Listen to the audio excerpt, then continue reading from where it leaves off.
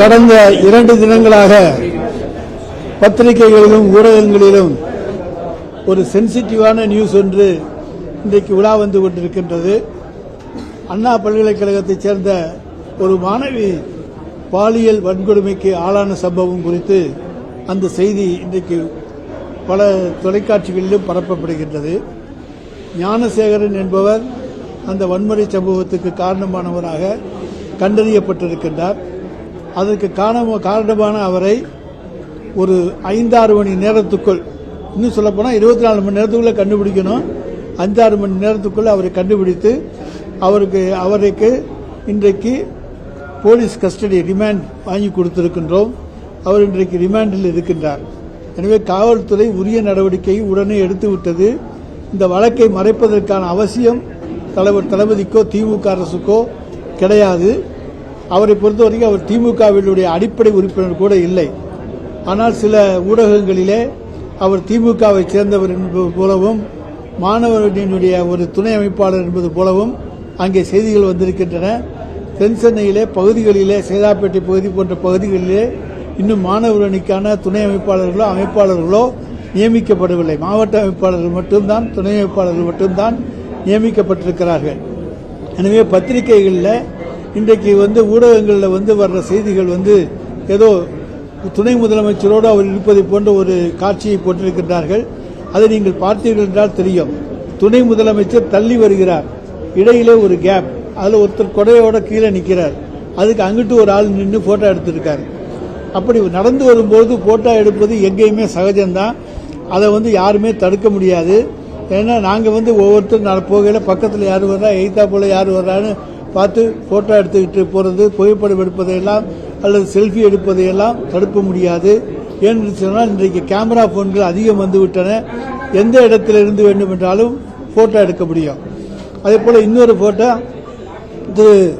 நம்முடைய மக்கள் நல்வாழ்வுத்துறை அமைச்சர் மாசுவோடு இருப்பது போன்ற ஒரு போட்டோ. அவர் சைதாப்பேட்டை தொகுதியைச் சேர்ந்தவர். அந்த தொகுதியில் பலர் அவருக்கு நன்றி தெரிவிக்க வரலாம், பல காரியங்கள் செய்து கொடுத்திருப்பார்.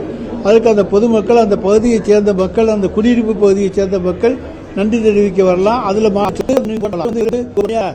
போ அப்படின்னு தான் சிறந்த புத்தகமாக உடனடியாக அவர் கைது செய்யப்பட்டு ரிமாண்டில் வைக்கப்பட்டிருக்கின்றார். துரிதமாக இருக்கிறது. அவருக்கு தண்டனை வாங்கி கொடுப்போம் என்பதிலே நிச்சயமாக உறுதி என்பதை தெரிவித்துக் கொள்கிறேன்.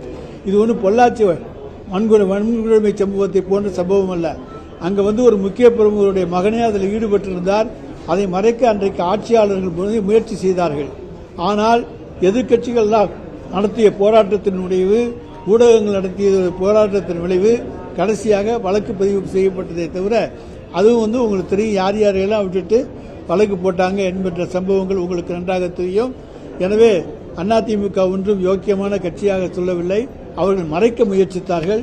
இன்றைக்கு கூட ஒரு சம்பவத்தை பார்த்தீர்கள் என்று சொன்னால், ராமேஸ்வரத்தில் அண்ணா திராவிட முன்னேற்ற கழகத்தினுடைய பிரமுகர் ராதாகிருஷ்ணன் என்பவருடைய மருமகன் ராஜேஷ் கண்ணா என்பவர் அங்கே வந்த பெண்கள் குளிக்கின்ற அறையிலே போட்டோ கேமராவை வைத்து அமேசான்ல 3 கேமரா வாங்கி வச்சு 3 அறையிலையும் வச்சு போட்டோ எடுத்து அதை அந்த காட்சிகளை எல்லாம் வியாபாரப்படுத்தினாரா, வெளிப்படுத்தினாரா, மிரட்டினாரா என்பதெல்லாம் விசாரணையில் தெரியும். எனவே அப்படிப்பட்ட தவறுகளை செய்கின்றவர்கள் அவர்களை தவிர நாங்கள் எங்கள் கட்சியிலே அப்படி செய்கின்றவர்களுக்கு இடம் கொடுப்பது கிடையாது. தவறு செய்தால் உடனடியாக அவர்கள் மீது நடவடிக்கை எடுத்து விடுவோம் என்பதை இங்கே நான் தெரிவித்துக் கொள்ள கடமைப்பட்டிருக்கின்றேன். அதே போல பாரதிய ஜனதா கட்சியை பொறுத்தவரைக்கும் பல சம்பவங்கள் நாங்கள் சொல்ல முடியும். இன்னொன்று, தேசிய குற்ற ஆவண காப்பகம் இறுதியாக 2022ஆம் ஆண்டில் ஒரு அறிக்கை வெளியிட்டது. அந்த அறிக்கையின்படி பெண்களுக்கு எதிராக நடைபெறும் குற்ற வழக்குகளின் எண்ணிக்கை நாடு முழுமைக்கும் லட்சத்துக்கு 65 என்றால் தமிழ்நாட்டில் 24 தான். லட்சத்துக்கு 64 என்றால் தமிழ்நாட்டில் 24 தான். அதே போல பாலியல் வன்புணர்வு வழக்குகளின் தேசிய சராசரி 4.6, அதில் தமிழ்நாட்டினுடைய சராசரி என்பது 0.7. அந்த அளவுக்கு அந்த வன்கொடுமையை மற்ற மாநிலங்களோடு ஒப்பிடுகையிலே கட்டுப்படுத்தி வைத்திருக்கின்றோம். இது எல்லா மாநிலங்களோடு ஒப்பிடுகிற போது கட்டுப்படுத்தி வைத்திருப்பது, குறைத்து வைத்திருப்பதுதான் சாதனையை தவிர நாங்கள் எதுவுமே நகர்க்கவில்லை என்று சொல்ல முடியாது. ஏன்னா எங்கேயுமே குற்றம் செய்பவர்கள் செய்து கொண்டுதான் இருப்பார்கள். அதை உடனடியாக கண்டுபிடித்து நடவடிக்கை எடுக்க வேண்டியதுதான் எங்களுடைய கடமை. குற்றச்சம்பவங்கள் நடக்காமல் தடுக்க வேண்டியது எங்களுடைய கடமை. அதேபோல திராவிட மாடல் அரசில் தொடர்ந்து அதிகரித்து வரும் பெண் உயர்கல்வியை சிதைத்து பெண்களை வீட்டிலேயே முடக்கும் முயற்சியாகத்தான் எதிர்க்கட்சிகள் இதை அரசியலாக்க பார்க்கிறார்கள். ஏன்னா இன்னைக்கு பெண்கள் அதிகமாக படிக்க வர்ற காரணத்தால் வெளியே பெண்கள் அதிகமாக வருகிறார்கள். எனவே திராவிட மாடல் ஆட்சியில் இந்தியாவிலேயே அதிகமாக உயர்கல்வி படிக்கின்ற பெண்கள் தமிழகத்திலே தான் இருக்கின்றார்கள். இதை முடக்க இன்றைக்கு எதிர்க்கட்சிகள் சதி செய்கின்றன. அதனுடைய ஒரு அம்சமாகத்தான் இதை நாங்கள் பார்க்கின்றோம். பாஜக ஆளும் மாநிலங்களில் பெண்களுக்கு பாதுகாப்பு இல்லாத நிலைதான் உள்ளது. இந்தியா முழுவதும் பெரும் தாக்கத்தை ஏற்படுத்திய பாலியல் வன்முறை சம்பவங்கள் பல பாஜக ஆளும் மாநிலங்களில் தான் நடந்திருக்கின்றன.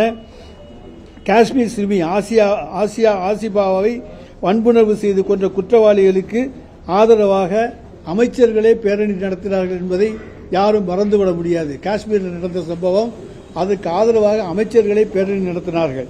மல்யுத்த வீராங்கனைக்கு பாலியல் தொல்லை கொடுத்த பாஜக எம்பி பிரிஜ் பூஷனுக்கு ஆதரவாக மோடி அரசு செயல்பட்டது. மல்யுத்த வீராங்கனைக்கே அங்கே பாலியல் தொல்லை கொடுக்கப்பட்டது. அதற்கு ஆதரவாக மோடி அரசு செயல்பட்டது. போராடிய மல்யுத்த வீராங்கனை தான் அடித்து துன்புறுத்தி ஒடுக்கப்பட்டார்.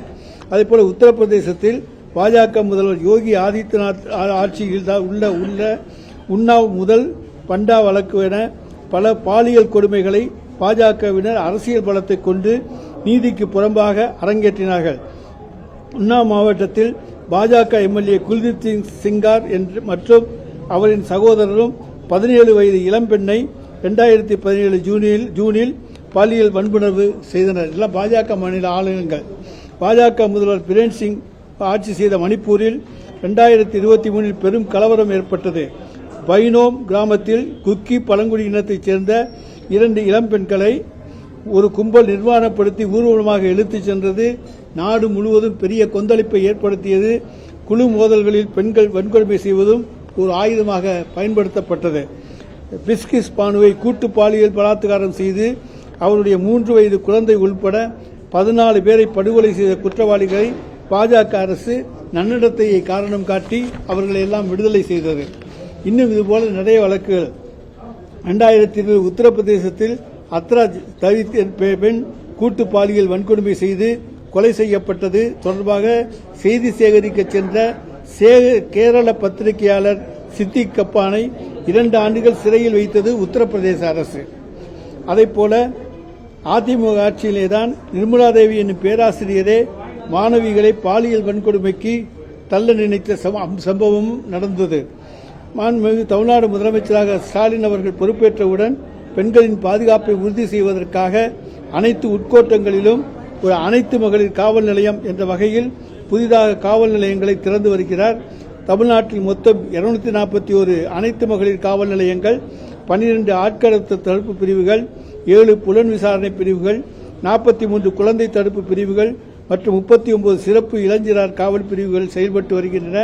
சிறார்களுக்கு எதிரான குற்றங்களை கையாளுவதற்கு மாநிலத்தில் உள்ள அனைத்து மகளிர் காவல் நிலையங்களிலும் 194 சிறார் நட்பு அறைகள் மற்றும் 1542 குழந்தைகள் நல காவல் நல அலுவலர்களும் செயல்பட்டு வருகிறார்கள். எனவே எல்லாமே பெண்களுக்கு உதவுகின்ற வகையிலே தான் இந்த அரசு செயல்பட்டுக் கொண்டிருக்கின்றது. எனவே பெண்களுக்கு பாதுகாப்பான ஒரு மாநிலம் இந்தியாவிலே இருக்கிறது என்று சொன்னால் அது தமிழ்நாடு தான் என்பதை இங்கே நான் தெரிவித்துக் கொள்கிறேன்.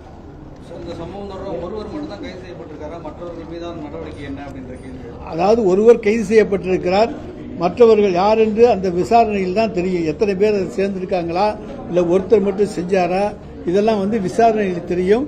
ஒருவரை கைது செய்து உடனடியாக ரிமாண்ட் செய்து விட்டோம்.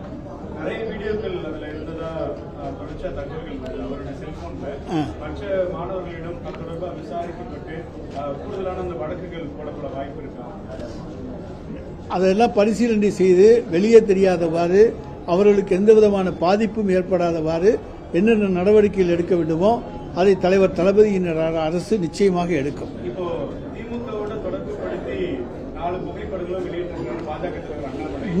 மூணு புகைப்படம். அதாவது நாங்கள் விளக்கம் சொல்லிட்டோமே, அவர் எங்கள் திமுகவில் தொண்டர் கிடையாது, அடிப்படை உறுப்பினர் கிடையாது, மாணவர் அணியிலையும் கிடையாது, எங்களுக்கு அவருக்கு சம்பந்தம் கிடையாது. நீங்க இப்ப அந்த இடத்துல நிக்கிறீங்க, இவர் இந்த இடத்துல நிக்கிறாரு. ரெண்டு பேரையும் சேர்த்து இங்கேருந்து ஒருத்தர் வந்து கேமரா வச்சு எடுத்துட்டா அது வந்து எப்படி சேர்ந்து எடுத்ததாக வராது. அதை போல இன்னொருத்தர் வந்து சைதாப்பேட்டை தொகுதியினுடைய சட்டமன்ற உறுப்பினர் அமைச்சர், அவரை பார்த்து நன்றி சொல்ல எவ்வளவு பேர் வரலாம், வாழ்த்து சொல்ல எவ்வளவு பேர் வரலாம். அந்த மாதிரி இப்ப என்ன சந்திக்க வர்றவங்க பூரா பேரும் நேர்மையானவங்களா நல்லவங்களான்னு தெரியாது. அதுபோல அப்படி வந்தவர்கள் தானே தவிர அவருக்கு எந்த விதமான தொடர்பும் கிடையாது, நட்பும் கிடையாது. அது அவர்கள் மேற்கொள்வார்.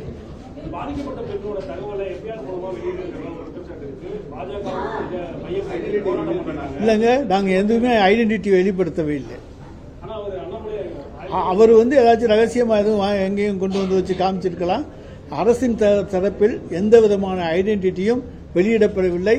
எந்த விதமான குற்ற வழக்கு எண் எது அல்லது எந்த பிரிவுகளில் வழக்கு பதிவு செய்திருக்கிறோம், என்ன சம்பவம் நடந்தது, இதை பற்றி எல்லாம் எந்த விதமான விவரங்களும் நாங்கள் வெளியிடவில்லை. குறிப்பாக அந்த பெண்ணை வந்து டிஃபேம் பண்ணணுங்கிறதுக்காக தான் இந்த எஃப்ஐஆர் டீடைல், மொபைல் நம்பர் எல்லாமே வந்து வெளியிட்டு இருக்காங்க. அந்த பொண்ணுக்கு தொடர்ந்து வந்து அழைப்புகள் வந்துட்டு இருக்கு. அவரோட அட்வொகேட் வந்து எனக்கு தொடர்ந்து கால் பண்ணி பேசிட்டு இருக்காரு. அண்ணாமலை ஒரு குற்றச்சாட்டு வச்சிருக்காரு. இது முழுக்க திமுக அரசு மேல இருக்க தவறுதான் அப்படின்றதையும் சொல்லியிருக்காரு. அந்த பொண்ணை டீடைன் பண்ண வேண்டிய அவசியமே எங்களுக்கு கிடையாது. அந்த பொண்ணு டீடைன் பண்ண வேண்டியது இருந்துச்சுன்னா ஏன் வந்து கம்ப்ளைண்ட் கொடுக்குறாங்க? நாங்களா போய் வாங்கினோம் கம்ப்ளைண்ட்? அந்த பொண்ணு தான் வந்து காவல் நிலையத்தில் வந்து புகார் கொடுக்குறாங்க. டீடைன் பண்ண வேண்டும் அப்படிங்கிற எண்ணம் இருந்திருந்தால் அவர்கள் வந்து நிச்சயமாக எங்களிடத்தில் வந்து புகார் கொடுத்திருக்க மாட்டார். பாதிக்கப்பட்ட பெண் துணிச்சலோடு வந்து புகார் கொடுக்க தளபதியினுடைய அரசியலை கொடுத்தால் நியாயம் கிடைக்கும் என்பதற்காக கொடுத்திருக்கிறார்.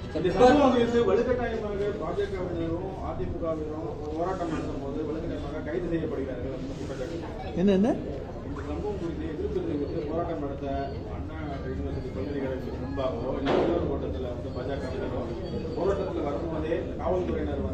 ஒண்ணுங்க, எங்களுக்கு அதுக்கு எந்த சம்பந்தமும் கிடையாது.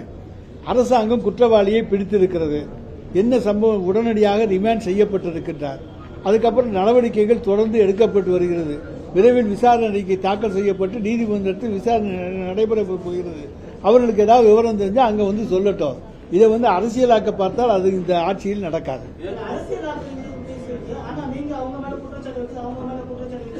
இல்லங்க, நான் வந்து குற்றச்சாட்டு வைக்கல.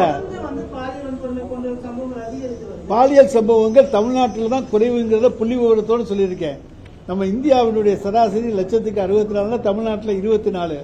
இந்தியாவில் வந்து 4.7ன்னா தமிழ்நாட்டில் வந்து வெறும் 0.7. அப்படி அந்த அளவுக்கு நம்ம விகிதத்தை குறைத்திருக்கின்றோம். எனவே அந்த சராசரி விகிதங்கள் குறைக்கப்பட்டிருக்கிற போது அதை எப்படி நம்ம வந்து இங்க வந்து அதிகம்னு சொல்றோம்? இங்க வந்து அதிகரிக்கல.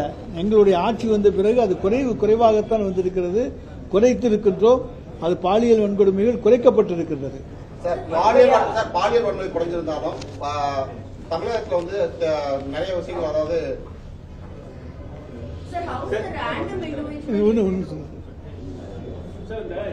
வெளியே வந்து நிறைய சோசியல் மீடியாலே பரவாயில்ல மாதிரி எல்லாம் பாக்குறதா இருக்கு. பிஜேபி தரப்பு சொல்றாங்க சோசியல் மீடியாலே வந்திருக்கு. இந்த மாதிரி எஃப்ஐஆர் வெளியே வரப்ப மேற்பட்டு வேற ஏதாவது ஒரு பாதிப்பு நடக்கிறப்ப பெற்றோர் எப்படி வந்து தைரியமா கம்ப்ளைண்ட் கொடுப்பாங்கன்றத அவங்க இல்லைங்க. அந்த பெண்ணுடைய பேரோ மற்றதோ எதையுமே நாங்கள் வெளியிடவில்லை. பாதிக்கப்பட்டவர் யார் வந்து புகார் தந்தாலும் அவர்களுக்கு தகுந்த பாதுகாப்பு கொடுப்போம். குற்றவாளியை நிச்சயமாக அவர்களுக்கு தண்டனை வாங்கி கொடுப்போம். அதில் யார் யார் பாதிக்கப்பட்டாங்களோ வந்து தைரியமாக புகார் கொடுக்கலாம். நாங்கள் அவங்களெல்லாம் வந்து குற்றவாளியை காப்பாற்ற வேண்டும் என்கிற எண்ணம் எங்களுக்கு கிடையாது. அது வேணா வேற கட்சிக்காரங்களுக்கு இருக்கலாம்.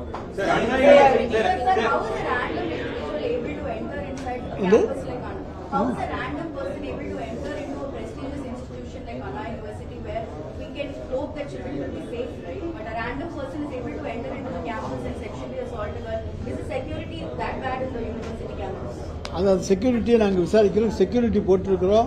24 மணி நேரமும் அந்த கேம்பஸில் செக்யூரிட்டி இருக்காங்க. ஆனால் அண்ணா யூனிவர்சிட்டி கேம்பஸ்ங்கிறது ஒரு பெரிய கேம்பஸ். அந்த பெரிய கேம்பஸில் என்ட்ரியில் பூராவுமே செக்யூரிட்டி இருக்காங்க. செக்யூரிட்டியை மீறி எதுவும் வர முடியாது. வேறு ஏதாச்சும் வழியில் அவர் அங்கனே பிரியாணி கடை வச்சிருந்தாருன்னு சொல்றாங்க. அதனால வேறு ஏதாச்சும் வழிகளில் உள்ளே பூந்திருக்கணுமே தவிர என்ட்ரன்ஸ் வழியாக வந்திருக்கிறதுக்கான வாய்ப்புகள் கம்மி தான். அதையும் நாங்கள் அந்த கோணத்திலும் விசாரிக்கிறோம்.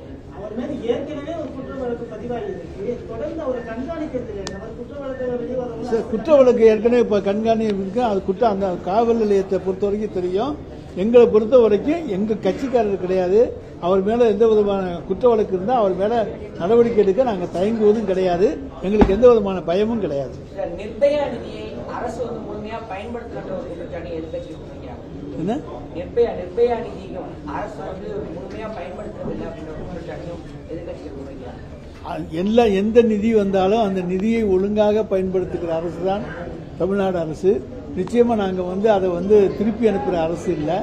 அது எதிர்க்கட்சிகள் குற்றச்சாட்டு சொல்றாங்கன்னா எதிர்க்கட்சிகளுடைய வேலை ஏதாவது குற்றம் சொல்லணுங்கிறதான். அவங்க உண்மையை சொல்லணுங்கிறது கிடையாது. பொய்யா கூட குற்றம் சொல்லலாம். ஆனா அதை உண்மைன்னு பொய்ங்கிறத நிரூபிக்க வேண்டியது எங்களுடைய பணியை தவிர அவங்க பொய் குற்றச்சாட்டுகள் சொல்வதற்கு எதிர்க்கட்சிகளுக்கு உரிமை உண்டு. ஆனால் அது உண்மை என்று நிரூபிப்பதுதான் எங்களுடைய பணி.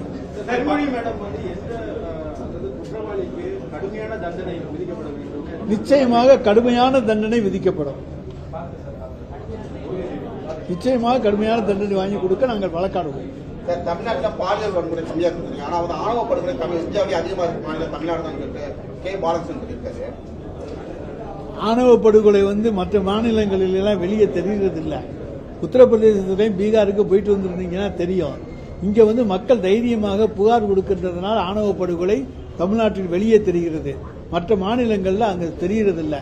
ஆணவ படுகொலை என்னென்ன நடக்குதுன்னு மற்ற மாநிலங்களில் இருக்கக்கூடிய உங்களுடைய ஊடகவியலாளர்களை கேளுங்கள்.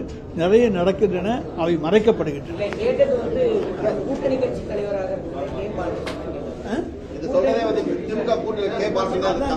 அவர்கிட்டயுமே நீங்க சொல்லுங்க. மற்ற மாநிலங்கள்ல போய் பார்க்க சொல்லுங்க. ரெக்கார்ட் ஆகுறது தமிழ்நாட்டில் அதிகம். ஆனால் அதே நேரத்தில் அந்த புகார்கள் மற்ற மாநிலங்கள் கொடுக்கப்படவில்லை. கொடுக்கப்பட்டால் தான் எண்ணிக்கை தெரியும். அவர் பயந்து கொண்டு கொடுக்காமல் இருக்கிறார்கள். அதுக்கு நாங்க ஒண்ணும் பண்ண முடியாது. இங்க இந்த ஆட்சியில தைரியமா கொடுக்கலாம்ங்கிற நிலைமை இருக்கு. தைரியமா கொடுக்கறாங்க. அதே மாதிரி பாலியல் குற்றச்சாட்டுகள் இல்லையே, யாரா இருந்தாலும் தைரியமா கொடுக்கறாங்க.